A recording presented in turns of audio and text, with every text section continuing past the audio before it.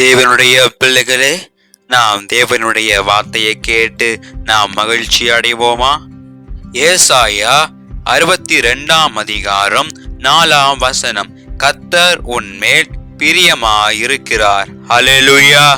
தேவனுடைய அன்பான தேவ பிள்ளைகளே, இன்றைக்கு நீங்கள் சிந்தித்துக் கொண்டு இருக்கலாம், என் மேல் அன்பு காட்ட யாரும் இல்லையே, எனக்கு உண்மையாய் இருக்க யாருமே இல்லையே, என்னோடு சிரிச்சு பேச யாருமே இல்லையே, எனக்கு ஆறுதல் சொல்ல யாருமே இல்லையே என்று நீங்கள் நினைத்து கொண்டு இருக்கலாம். என் வாழ்க்கையில இனிமே யாருமே இல்லையா, எனக்கு ஆறுதல் சொல்ல யாருமே இல்லையா, எனக்கு ஒரு நண்பன் யாருமே இல்லையா, என்னையும் பிடிச்சிருக்குன்னு சொல்றதுக்கு யாருமே இல்லையான்னு நீங்கள் நினைத்து கொண்டிருக்கலாம். தேவ பிள்ளைகளே, கர்த்தர் பிரியமாயிருக்கிறார். கர்த்தர் உங்கள் மேல் பிரியமாயிருக்கிறார். தேவ பிள்ளைகளே, நாம் மேல யாரும் பாசம் வைக்க தேவையில்ல, யாரும் அக்கறை காட்ட தேவையில்ல, எல்லாரும் வெறுத்து ஒதுக்கினாலும் சரி, தேவன் நம் மேல அன்பு வைத்திருக்கிறார். தேவன் நம் மேல பிரியமாயிருக்கிறார். தேவ பிள்ளைகளே, இந்த வசனத்தை நீங்கள் விசுவாசித்தீர்களானால், இயேசுவின் நாமத்தில் பிதாவே இது எனக்கு நடக்கட்டும் என்று நீங்கள் விசுவாசித்தால்,